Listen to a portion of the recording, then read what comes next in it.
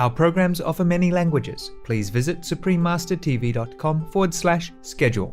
Nos programmes offrent plusieurs langues. Veuillez visiter suprememastertv.com/schedule.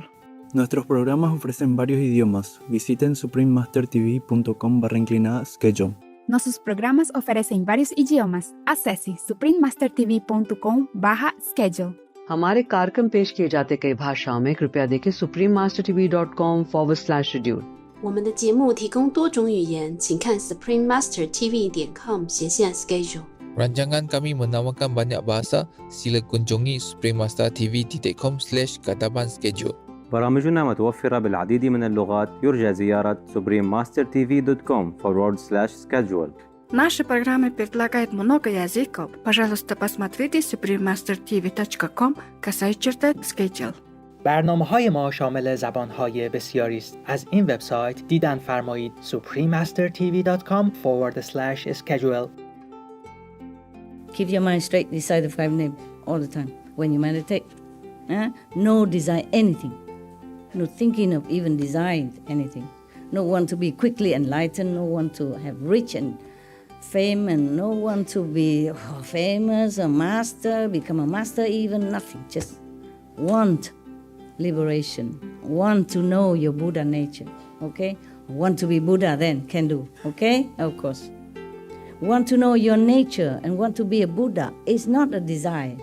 It's a self-inherent birthright, and it is a duty, even an obligation.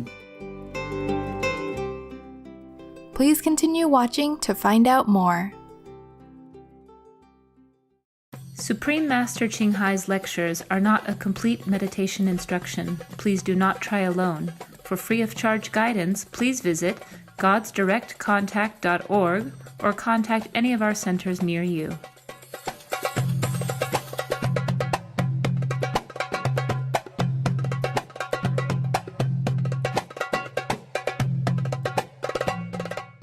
Today's episode will be presented in English with subtitles in Arabic, Aulasese, also known as Vietnamese, Chinese, Czech, English, French, German, Hindi, Hungarian, Indonesian, Japanese, Korean, Malay, Mongolian, Belgian, Polish, Portuguese, Punjabi, Romanian, Russian, Spanish, Telugu, and Thai.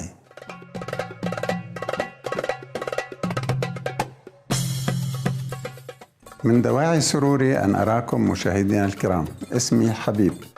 يشيد الشعب الليبي بموقفكم الإيجابي المدهش.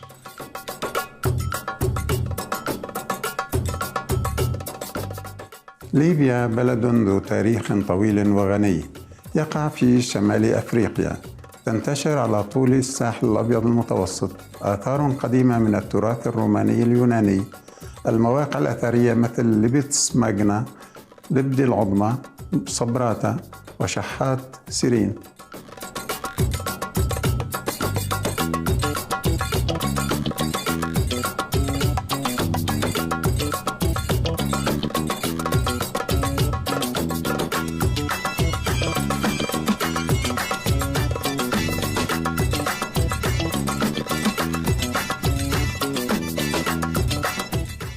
تعرف طرابلس عاصمة البلاد بحورية البحر الأبيض المتوسط لمياهها الفيروزية ومبانيها المطلية باللون الأبيض.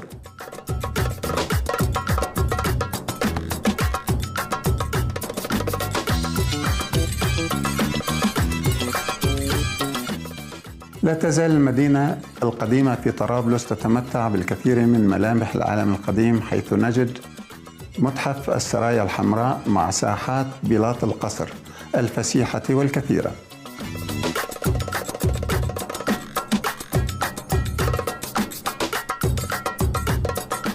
في الجنوب الغربي لطرابلس تقع مدينة واحة الصحراء قدامس ذات الممرات المعقدة التي تشبه المتاهة.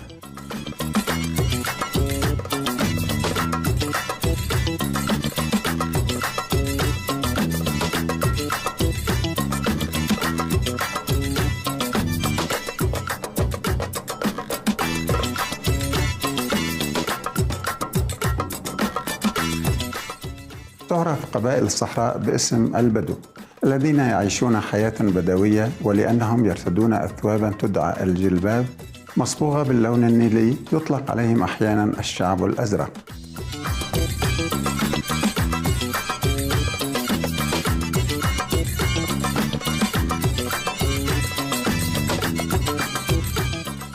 الشعب الليبي طيب وودود، عندما يحيون بعضهم البعض يتصافحون ويمسكون بأيديهم طالما التحية الشفهية مستمرة.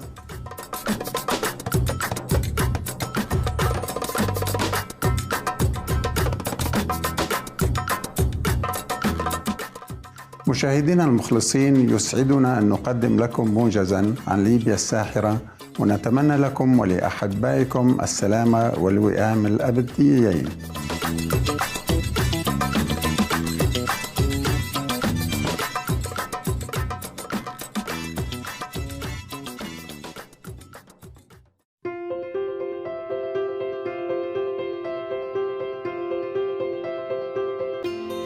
على مدى أكثر من 3 عقود من فكت المعلمة السامية تشينغ هاي تنير درب عالمنا من خلال تعاليمها الإلهية. كمعلم حقيقي تمنح المعلمة طريقة الكوان ين في التأمل لأولئك التواقين لاكتشاف طبيعة الله داخلهم وتحقيق التحرر الأزلي من دوامة الحياة والموت خلال حياتهم. طريقة الكوان ين مورست من قبل سائر المعلمين المستنيرين أمثال بوذا، كونفوشيوس والجورو ناناك ويسوع المسيح، لاو تزو، الإله كريشنا، الإله مهافيرا، والنبي محمد صلى الله عليه وسلم، والعديد غيره. إنها تؤكد أنه بذكرنا الحثيث لله والتضحية من أجل الآخرين وعدم انتهاك القوانين الكونية سنصل لأعلى مرتبة يمكن أن يبلغها بشر، وندرك الهدف من وجودنا على هذه الأرض. المعلمة السامية تشينغ هاي هي مثال حي واستثنائي للرحمة، فهي تقوم بانتظام بتقديم المساعدات العينية والمالية، فضلا عن المحبة للاجئين والمشردين والمتضررين من الكوارث الطبيعية وسواهم ممن يحتاجون للغوث. المعلمة السامية تشينغ هاي ممتنة بشدة لله تعالى على كل المساعدات المالية والمواساة والدعم الذي يقدم للمحتاجين والأقل حظاً أو لأي قضية نبيلة طوال هذه السنوات، بوصفها أداة متواضعة تنقل رحمة الله ومحبته لأبنائه الغاليين. المعلمة السامية تشينغ هاي تتلقى الدعم والمحبة من مختلف المنظمات ووسائل الإعلام والحكومات والأفراد، فضلاً عن العديد من الجوائز، منها جائزة غوثي للسلام عام 2006 وهي تضاهي جائزة نوبل للسلام في الشرق، جائزة القيادة الروحية العالمية في عام 1994، جائزة مهافير في عام 2008، وتم الإعلان عن يومي 22 فبراير و25 أكتوبر يوم المعلمة السامية تشينغ هاي، ومواطنة فخرية في الولايات المتحدة الأمريكية إلى آخره. وقد كرمت على مر السنين بمنحها العديد من الجوائز وأوسمة الشرف تقديراً لأعمالها الخيرية والإنسانية المتميزة.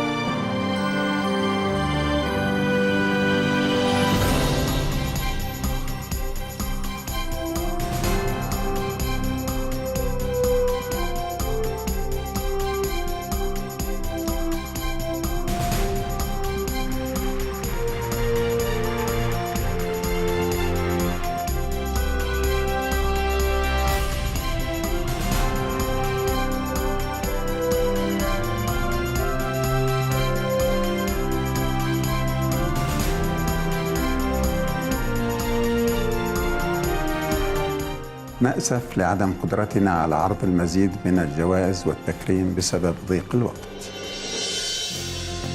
وكصوت حقيقي يدافع عن أصدقائنا الحيوانات الجميلة، المعلمة السامية تشينغ هاي تشجع على اتباع النظام الغذائي النباتي المفعم بالمحبة والسلام، الذي من شأنه إيقاظ الوعي الإنساني لمدى قدسية الحياة بكافة أشكالها، وصولا إلى عالم مجيد تعمه النباتية ويسوده التناغم، حيث الحيوانات والبشر يعيشون في وئام.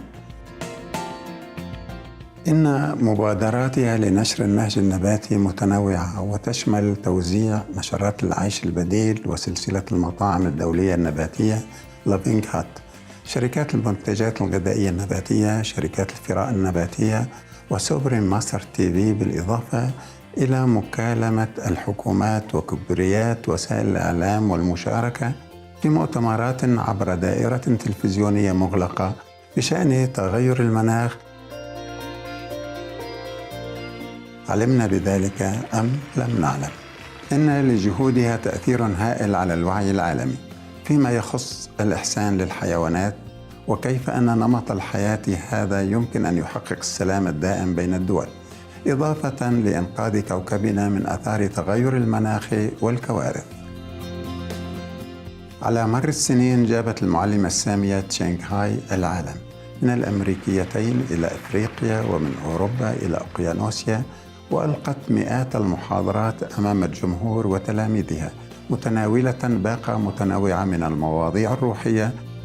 يشرفنا اليوم أن نقدم واحدة من هذه المحاضرات العميقة بعنوان سورانغاما سوترا، مصدر العوالم الشيطانية، جزء 7/7، ضمن سلسلة بين المعلمة والتلاميذ، الملقاة باللغة الإنجليزية في 25 ديسمبر 2018.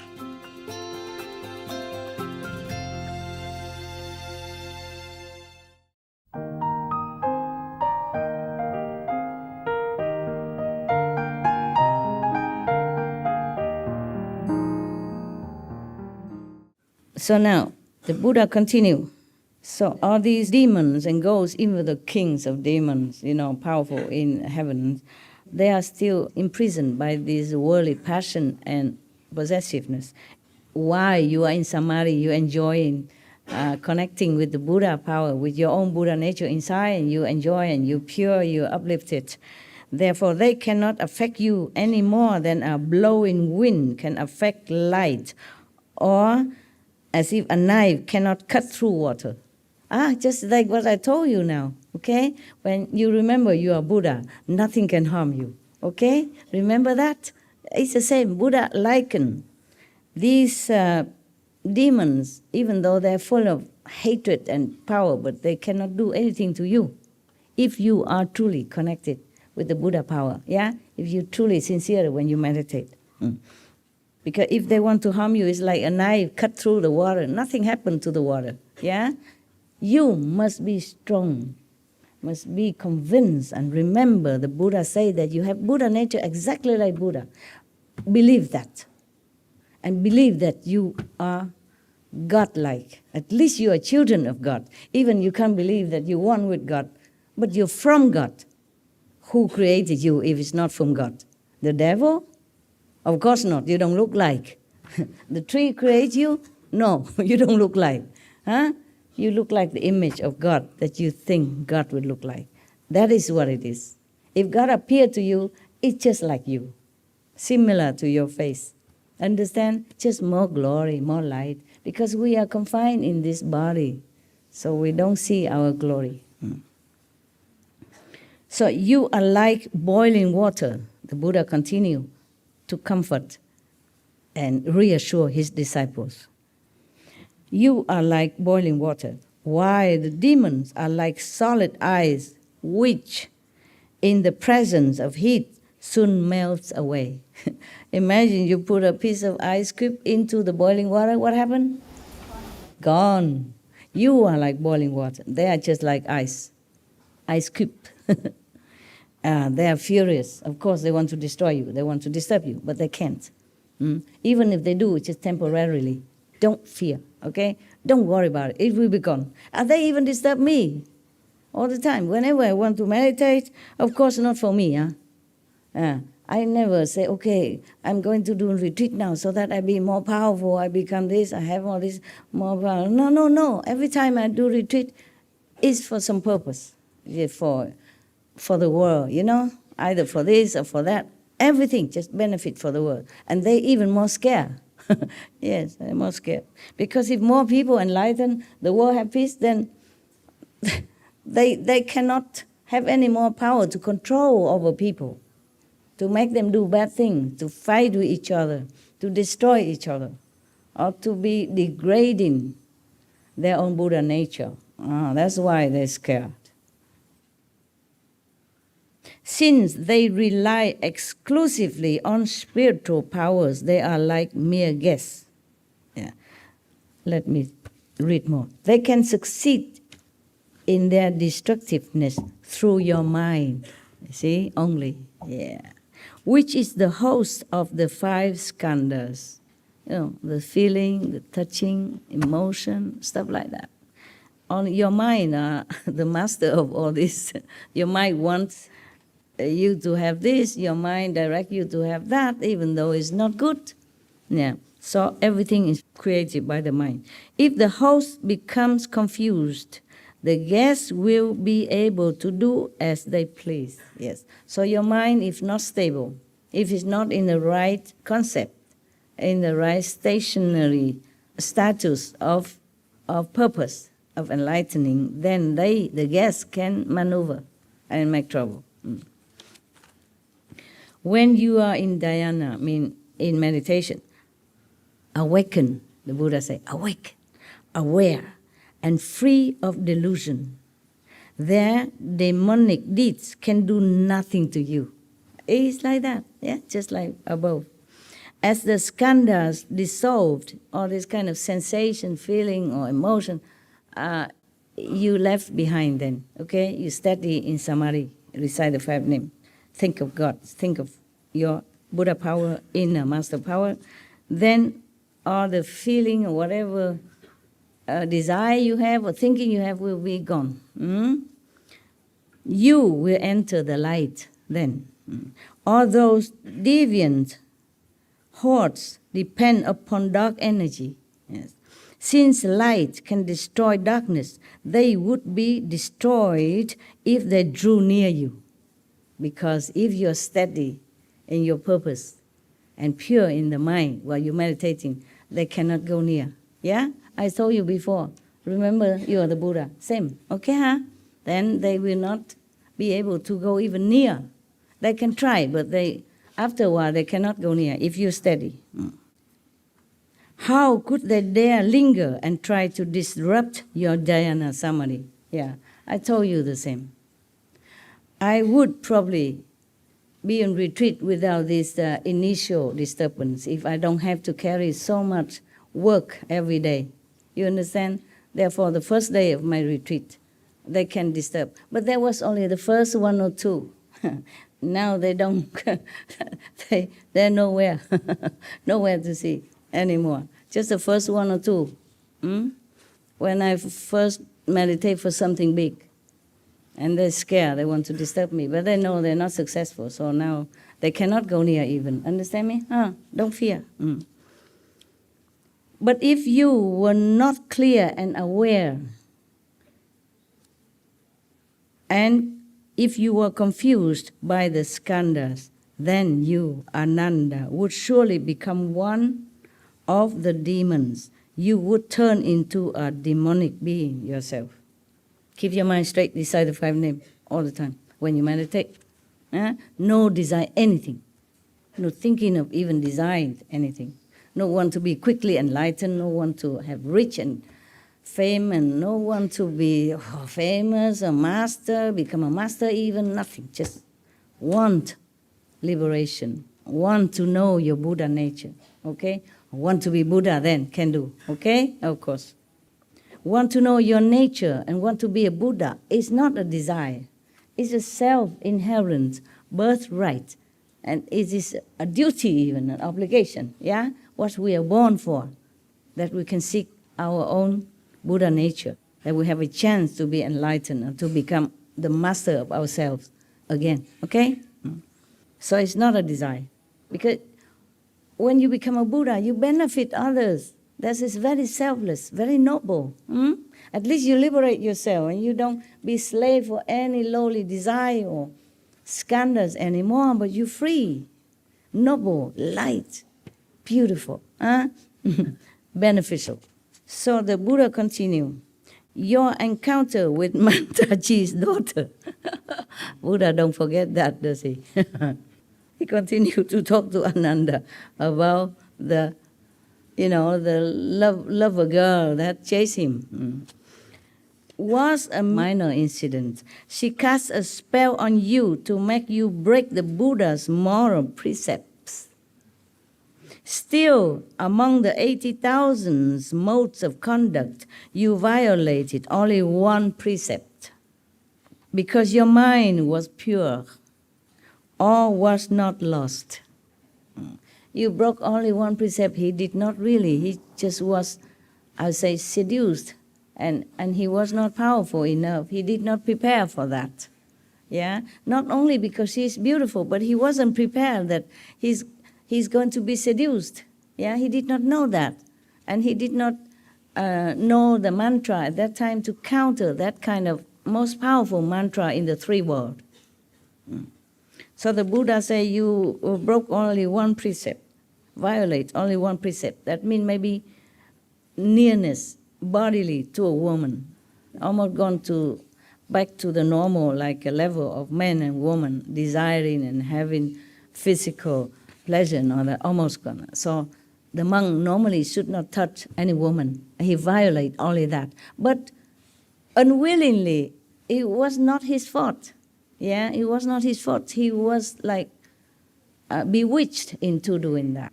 And at least he was so pure that he still can remember the Buddha. No one except Ananda or a monk of his kind of status would ever be able to escape this kind of mantra. Yeah, so talking about Ananda, anyone could fall into this kind of situation. If you're not strong enough, you fall, okay? Because you can't use magical power to defeat these kind of people, yeah? You just stay awake, aware, and run. That's the best. The Buddha continued to say, all was not lost, eh? He comforted Ananda. He just make an example for him to know how he could escape such a powerful mantra. Yeah, because he was pure. Now, so Buddha continued, this would be an attempt to completely destroy your precious enlightenment. Were it to succeed, you would become like the family of the senior government official who is suddenly exiled. His family wanders, bereft and alone, with no one to pity or rescue them. If Ananda has succumbed to this magic power and sensational bodily desire and contact, then he would be lost. Just like suddenly you are fired from your official court position and exiled somewhere and depriving of being with your family and whatever you love. In those days when one of the officials offended the king, then they exile him somewhere and his family is scattered anywhere else. Or even maybe being chop. So Ananda, you should know that as a cultivator sits in the Bodhimanda, in his place of meditation, yeah, as we talked yesterday, or any place that you chose to make it into your place of meditation, your quiet corner, yeah, be it your attic, your basement, your car, your mobile home, or your tent. That's your Bodhimanda, where you sit with determination to find your true self nature. So, you should know that a cultivator sits in a Bodhimanda. He is doing away with all thoughts, if you can. Good luck. When his thoughts come to an end, there will be nothing on his mind. This state of pure clarity will stay the same whether in movement or stillness, in remembrance or forgetfulness. This is easier for the monks in those times. They have no possession whatsoever. They just have a robe, a bowl, and maybe a blanket to sleep. Understand, yeah? And they just went out to beg for food. If they have food, they eat. If they don't have, okay, they stay for another day. But mostly they would have, because the Buddha has become so famous that people even come to make offering. There will be always some food in the store, and they're allowed to keep something essential for 7 days. Yeah, each month. Yeah, depends on what they need. Buddha continued. When he dwells in this place and enters Samadhi, he is like a person with clear vision who finds himself in total darkness. Although his nature is wonderfully pure, his mind is still not yet illuminated. This is the region of the form of Skanda. Even though he sits in Samadhi very well, he is still not yet completely out of the Skandas. I mean, when you have some thought, feeling, emotional, mentally, your thought, your emotion, your desire form something in your mind. And that is still a form from feeling, from mundane. Skanda is feeling, a sensation. It's not the real Buddha's land. Okay? So the Buddha warned you like that. If his eyes become clear, he will then experience the 10 directions as an open expanse. You see visions, yeah, from the 10 directions. And the darkness will be gone. The Buddha described the inside experience. Darkness will be gone. This is then the end of the form Skanda, meaning if you your wisdom eye is clear already, then you can see real vision of different heavens in the 10 directions, or maybe Buddha's lands. At that time, then the so-called Skanda forms that you have created before, with your desire, your thought, your emotion, mental, imagine, etc., destroy. The real thing come already, okay?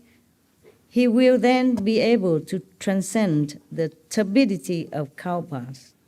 Contemplating the cause of the form Skanda, one sees that false thoughts of solidity are its source. Yeah, I was right. The Buddha say, if you've seen the 10 clear universe, 10 direction vision, or Buddha's land, then you will destroy this desire form. Yeah, and then the cultivator, the meditator, will see the true cause of these false scenery that he has formed in his mind. They are just false thoughts or desire. That's, solidify itself into like vision. Yeah, but it's not real. Okay, no, I'm going to read further, one more paragraph, and then you can go rest. Yeah, because we're coming to the first demon, okay? At least. And then other demons we will introduce as the day come. Ananda, at this point, as the person intently investigates that wondrous brightness, okay, he already cleared his vision and it's a real vision coming already. At this point, the 4 elements will no longer function together, and soon the body will be able to transcend obstructions. You will not feel anything anymore at that time. You don't even feel you have a body, okay? Then you're okay, yeah. But this state is called the pure brightness merging into the environment.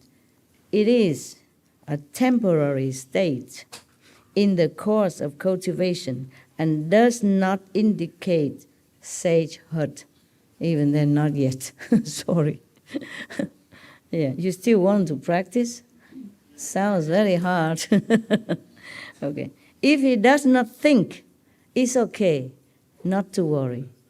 As long as you realize it's just a state, okay? It's not yet sainthood. It's not a complete enlightenment. Just one little step. As long as you're humble enough to recognize that, then not to worry. See, Buddha saying, if he does not think he has become a sage, then this will be a good state. No harm done. Good. One step to go up. But if he considers himself a sage, then he will be vulnerable to the demon's influence. Yeah. So whenever some of your brothers or sisters tell me he is already in such and such, I say, forget that. Don't ever think like that. Because you will not realize you are sage. Only you see something and you feel, wow, so much vision, so much light. It's not it yet. Just a steps of this staircase. Huh? Even I told you, you see the master come to your house, talk to you, teach you. It's just kind of halfway maybe, okay? It's nothing yet, okay. So, he just keeps saying demons influence, but he has not come to what kind of demons yet. Oh, it's still a lot. First, the Buddha described the stage of your being in which you could fall into the demon's influence. And later, in other pages afterward here, he will tell you, he will point the name of the special demons, which one, doing what, and why, and where from. You understand? And how to prevent. Whew, you want to read all that? Yeah. You know, yes.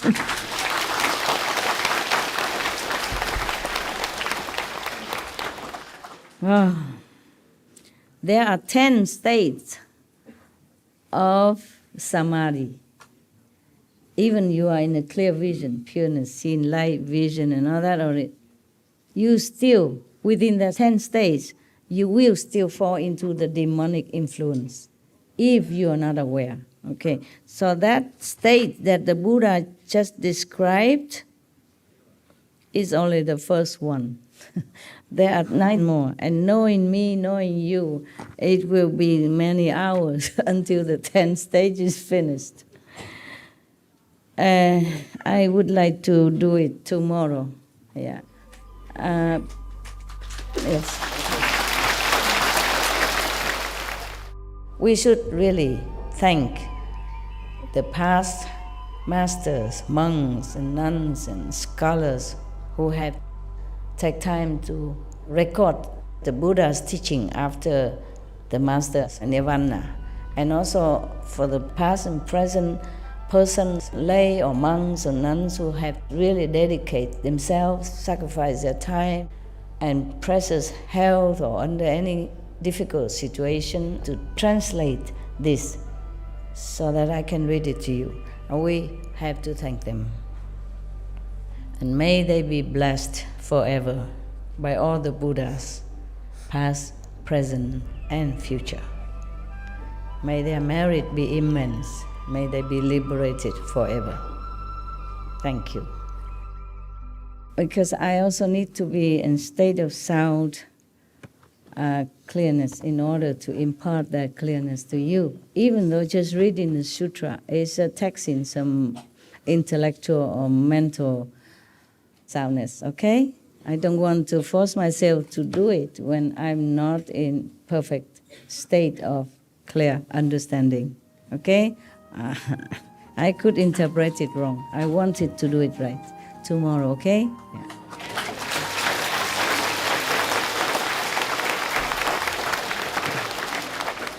Even good things can't eat too much. Right, okay. I still live for some time. So we can do that, huh?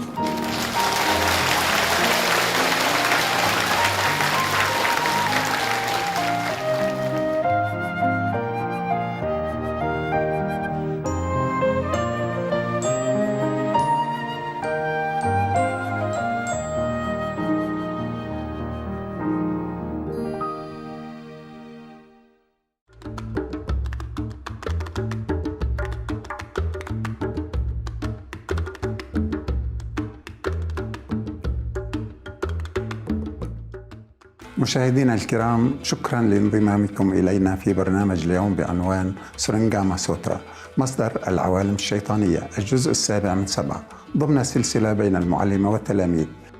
التالي مختارات من كتاب الزهار الفلسفة الكابالية عن الصوت والروح والسماوات السبع، الجزء الأول من 2 على برنامج كلمات من الحكمة، بعد نشرة الأخبار الجديرة بالذكر. رجاء ابقوا معنا على سوبريم ماستر TV. عسى أن تثري الألحان السماوية أرواحكم الإلهية وتجلب لكم حيوية وافرة.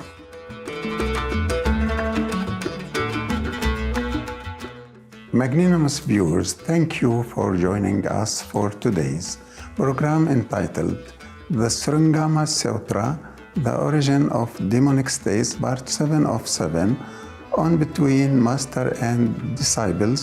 Coming up next is selection from Yoga Sutras of Patanjali, Book 3 and 4, Part 1 of 2, on Words of Wisdom. Right after noteworthy news, please stay tuned to Supreme Master Television for more positive programming.